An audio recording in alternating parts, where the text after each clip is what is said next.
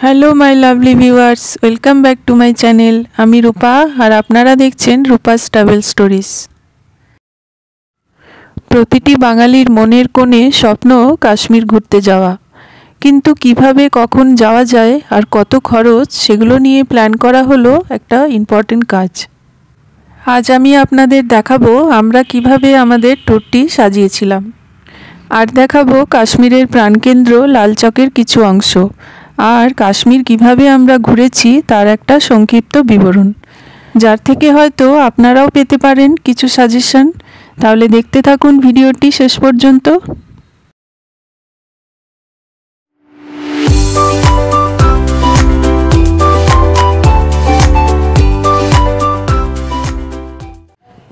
আমরা যেহেতু ব্যাঙ্গালোর থেকে গেছিলাম, তাই আমরা দূরত্বের কারণে ফ্লাইটে গেছিলাম।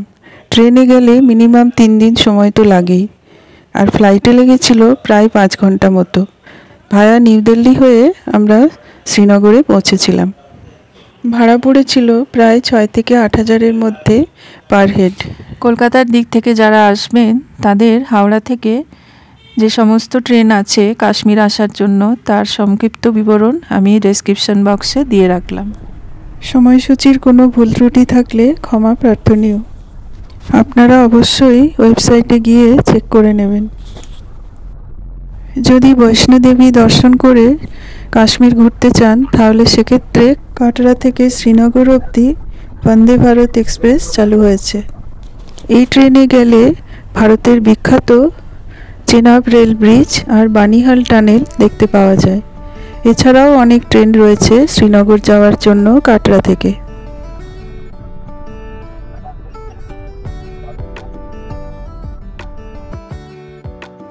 প্রথমেই বলি কাশ্মীর কখন যাওয়া যায়। বছরের 4টে সময়ে কাশ্মীর যাওয়া যায়। মার্চ থেকে মে অবধি স্প্রিং সিজন। ওই সময়ে কাশ্মীরের মেন অ্যাট্রাকশন হলো টিউলিপ ফেস্টিভ্যাল। চারিদিকে প্রচুর ফুল ফুটে থাকে আর প্রাকৃতিক সৌন্দর্য অসাধারণ। এরপরে জুন থেকে অগাস্ট অবধি সামার সিজন। ওই সময়ে গেলে চারিদিকে শুধু সবুজ উপত্যকা আর প্রাকৃতিক সৌন্দর্য তো আছেই, ওই সময়ে ওখানে ট্রেকিং খুব ভালোভাবে করা যায়। ওই সময়ে ওখানে মাইল্ড ওয়েদার থাকে। এর পরের সিজন হলো সেপ্টেম্বর থেকে নভেম্বর অবধি। এই সিজনটিকে বলা হয় অ্যাপেল সিজন। কাশ্মীরে অ্যাপেল বাগান দেখতে হলে এই সময়ে যেতে হবে। আমরা এই সময়েই গেছিলাম। এই সময়ে গেলে চারিদিকে সবুজ বনানী তথা প্রাকৃতিক সৌন্দর্য যেমন দেখতে পাওয়া যায়, ঠিক তেমন বরফও দেখতে পাওয়া যায়। যেমন আমরা গুলমার্গের গন্ডোলা রাইডিংয়ের সময় সেকেন্ড ফেজে গিয়ে বরফ দেখতে পেয়েছিলাম, আর বরফ পেয়েছিলাম সোনমার্গের 0 পয়েন্টে। আর এর পরের সিজনটি হলো একেবারেই আলাদা, ডিসেম্বর থেকে ফেব্রুয়ারি অবধি। এই সময়ে পুরোটাই স্নো থাকে। যদি স্নো এনজয় করতে চান তাহলে কিন্তু এই সময়ে গেলে প্রচুর স্নো দেখতে পাওয়া যায়। আর দেখতে পাওয়া যায় ফ্রোজেন আলপাথার লেক। আর একটি ফলস আছে যার নাম ড্রুম, সেটা একেবারেই ফ্রোজেন হয়ে থাকে, যা দেখবার মতো। কাশ্মীর ঘুরতে গেলে সবচেয়ে ভালো হয় যদি কোনো ট্যুর প্যাকেজের সঙ্গে ঘুরতে যাওয়া হয়। যেমন আমরা গেছিলাম ডায়ালাস ট্যুর প্যাকেজের সঙ্গে। সমস্ত কিছুই প্রি বুকড থাকার জন্য আলাদা করে আর এর জন্য সময় নষ্ট করতে হয়নি। হোটেল খোঁজা, কোথায় থাকবো এসব চিন্তাও করতে হয়নি। তাই জন্য আমরা আগে থেকেই সমস্ত কিছু বুকিং করে নিয়েছিলাম। আর আমরা যে যে হোটেলে ছিলাম সব জায়গাতেই ডিনার আর ব্রেকফাস্ট ছিল ইনক্লুডেড প্যাকেজের মধ্যেই। আর নিয়েছিলাম, যেহেতু আমরা 2টো ফ্যামিলি ছিলাম, তাই একটি ট্র্যাভেরা গাড়ি, যা ওই ট্যুর প্যাকেজের মধ্যেই ইনক্লুডেড ছিল। আর শিকারা রাইডিং ছিল ফ্রি। শুধুমাত্র লোকাল সাইট সিইংয়ের জন্য আলাদা করে গাড়ি ভাড়া করতে হয়, সেগুলো ট্যুর প্যাকেজের মধ্যে থাকে না। আর হর্স রাইডিংয়ের চার্জও আলাদা করে দিতে হয়। কাশ্মীরের প্রতিটি জায়গাই খুব সুন্দর, তাই আমরা কোন জায়গায় যাব আর কোন জায়গায় যাব না সেটাই বুঝে উঠতে পারছিলাম না, যেহেতু আমাদের ট্যুর প্যাকেজের দিনগুলি ছিল 8 দিন 7 রাত্রির জন্য। ডায়ালাস থেকে যে সমস্ত হোটেল ওনারা সাজেস্ট করেছিলেন তার মধ্যে থেকে আমরা বেছে নিয়েছিলাম আলহামারা হোটেল, যা ডাল লেকের থেকে একটু দূরে। এছাড়া শ্রীনগর শহরে রয়েছে প্রচুর হোটেল, কিন্তু সবই আগে থেকে বুক করে রাখলে সবচেয়ে ভালো হয়। এতক্ষণ আপনারা যে ভিডিওটি দেখছেন সেটি হলো পেহেলগাম যাওয়ার দিনে ভোরবেলা ডাল লেকের সূর্য উদয়ের সময়। ওই দিন আমরা ভোর ভোর পেহেলগাম যাওয়ার উদ্দেশ্যে বেরিয়ে পড়েছিলাম। অন্যান্য যে সমস্ত হোটেলের সাজেশন ওনারা দিয়েছিলেন সেগুলোর সমস্ত বিবরণ আর ছবি আমি দিয়ে রাখলাম। এবারে আপনাদের দেখাচ্ছি আলহামারা হোটেলের ভেতরটা ঠিক কেমন ছিল।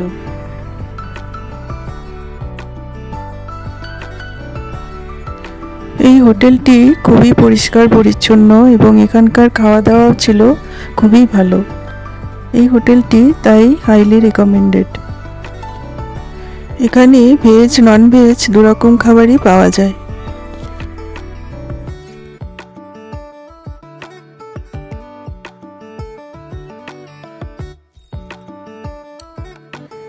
এই হোটেলে ডরমেটরি রুমেরও ব্যবস্থা আছে। আমরা যখন ছিলাম তখন দেখেছিলাম ওয়েস্ট বেঙ্গল থেকে একটি বাস একটা গ্রুপ নিয়ে এসেছিল যারা এখানে ডরমেটরিতে ছিলেন। শুধু তাই নয়, তারা নিজেরা রান্না করেও খাচ্ছিলেন।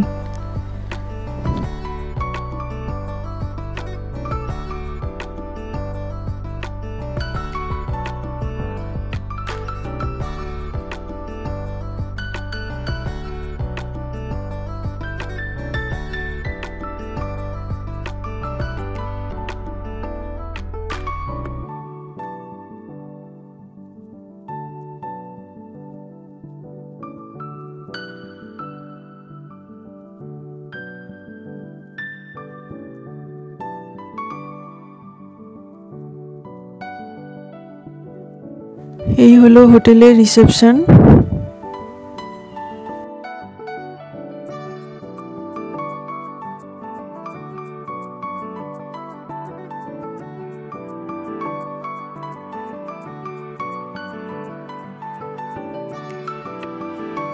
এবারে হোটেলের বাইরে থেকে হোটেলটি দেখতে ছিল এই রকম।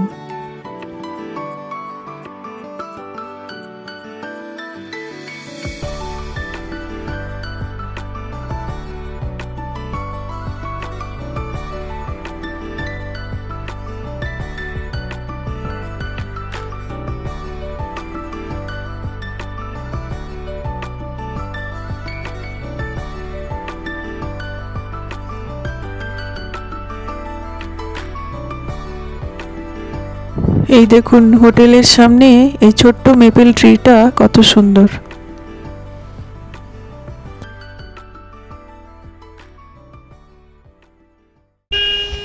কাশ্মীরে এত জায়গা ঘোরার আছে, কিন্তু কোথায় যাব, কখন যাব, কিভাবে যাব সেটা আমরা আগে থেকেই ঠিক করে নিয়েছিলাম। তাই আমরা প্রথমেই গেছিলাম সোনমার্গ। সোনমার্গ থেকে আবার শ্রীনগরে ফিরে এসে পরের দিন দুধপাত্রি গেছিলাম। দুধপাত্রি থেকে আবার শ্রীনগর ফিরে এসে পরের দিন আমরা শ্রীনগর শহর ট্যুর করেছিলাম।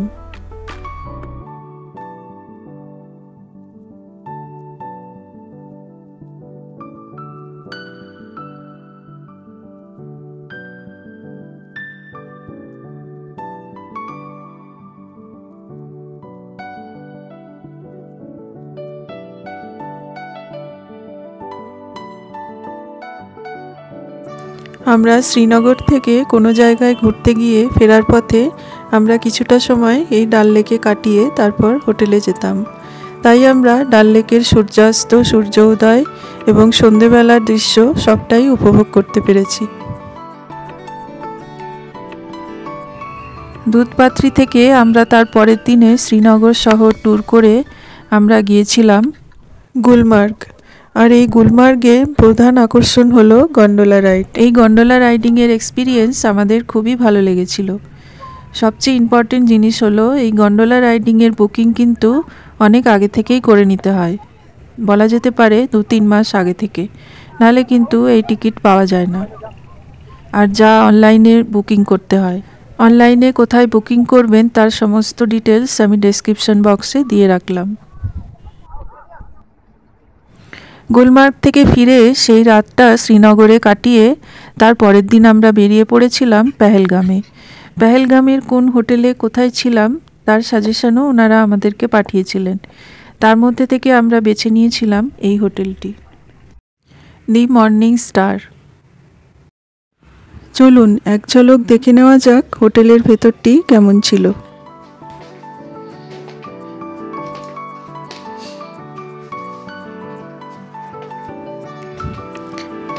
হোটেলের জানলা দিয়ে দেখা যাচ্ছে বরফে ঢাকা পাহাড়।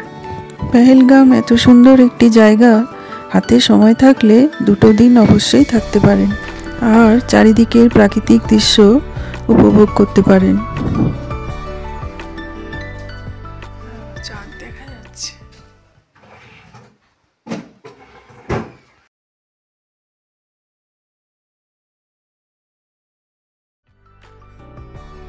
এটা ছিল পেহেলগামের আরেকটি সাজেস্টেড হোটেল।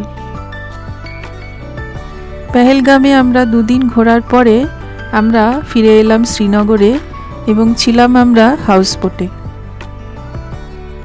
এই হলো সেই ভারতের একমাত্র বিখ্যাত ফ্লোটিং পোস্ট অফিস। এই হলো সেই হাউসবোট। হাউসবোটটির নাম ছিল দি গোল্ডেন শিপ। এটি ছিল আমাদের আরেকটি সাজেস্টেড হাউসবোট। তার মধ্যে থেকে আমরা গোল্ডেন শিপ হাউসবোটটি বেছে নিয়েছিলাম। এখানে ছিল ব্রেকফাস্ট সম্পূর্ণ ফ্রি। এই পোস্ট অফিসটার কাছেই দেখুন উইলো ট্রিটা কত সুন্দর।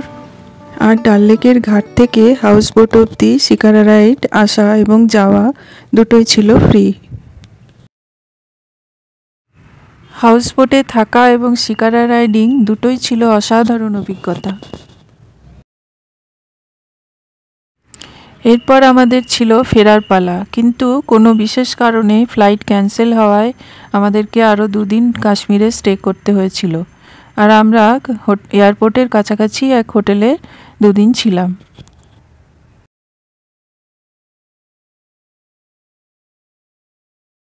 কোথাও বেড়াতে গেলে সেখানকার খাবার দাবার আমরা এক্সপ্লোর করেই থাকি। এটি হলো কাশ্মীরের বিখ্যাত খাবার ওয়াজওয়ান। এছাড়া হজরতবাল মসজিদের সামনে জায়েন্ট পরোটা হালুয়া আর মুনলাইট বেকারির ওয়ালনাট ফাজ এবং আরও অনেক কিছুই খাবার আমরা এক্সপ্লোর করেছিলাম। এই হলো কাশ্মীর তথা শ্রীনগর শহরের লাল চক। দূরে দেখা যাচ্ছে যাত্রী নিবাস।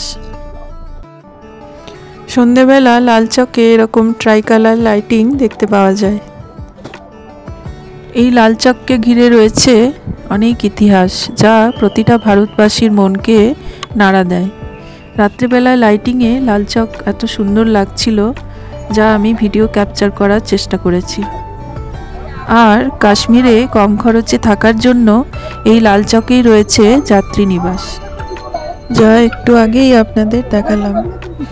কেনাকাটা করার জন্য লাল চকে রয়েছে অনেক দোকান, আর ডাল লেকের সামনেও রয়েছে অনেক ছোট ছোট দোকান, যেখানে কিছুটা বার্গেনিং করে জিনিসপত্র কেনাকাটা করা যেতে পারে। আর আমাদের মনে হয়েছে শ্রীনগরের থেকে পেহেলগামে কিছুটা জিনিসপত্রের দাম সস্তা। লাল চকের দিনের বেলার দৃশ্য। কাশ্মীরের যে কোনো জায়গাতেই ঘুরতে গেলে বার্গেনিং কিন্তু একদম অবশ্যম্ভাবী।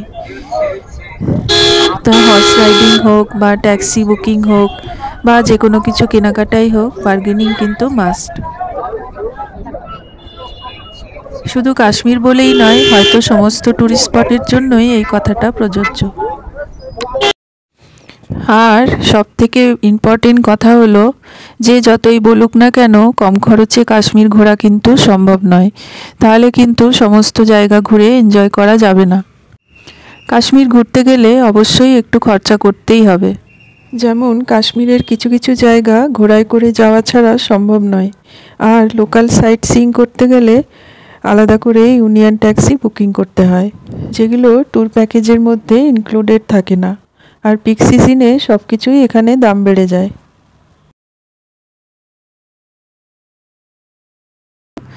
হোটেল বা গাড়ি বুকিং সব কিছুই কিন্তু ব্যক্তিগত হওয়া উচিত।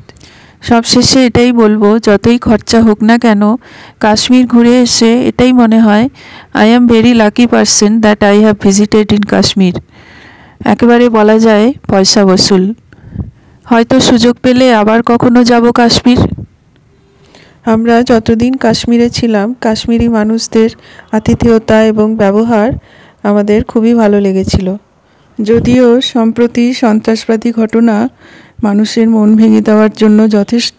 কিন্তু কাশ্মীর এমনই একটি জায়গা যেখানে ঘুরে এসে মনে হবে সত্যিই জীবন সার্থক।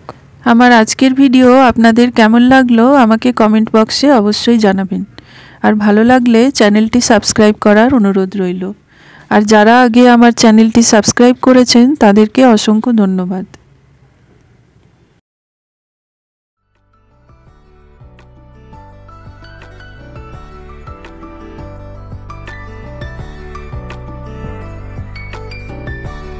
প্রসঙ্গত বলে রাখি, যারা ছবি আঁকতে ভালোবাসেন বা ছবি আঁকা পছন্দ করেন তারা আমার অন্য একটি চ্যানেল চন্দ্রিমা আর্টসে ঘুরে আসতে পারেন। আর ভালো লাগলে আমার পরিবারের সদস্যও হয়ে যেতে পারেন, অর্থাৎ সাবস্ক্রাইব করতে পারেন। কাশ্মীর সম্পর্কিত সমস্ত ভিডিওর লিংক আমার ডেসক্রিপশন বক্সে দেওয়া রইল। তাহলে আজকের ভিডিও এখানেই শেষ করছি। আবার আসবো তাড়াতাড়ি একটা নতুন ভিডিও নিয়ে। Thank you.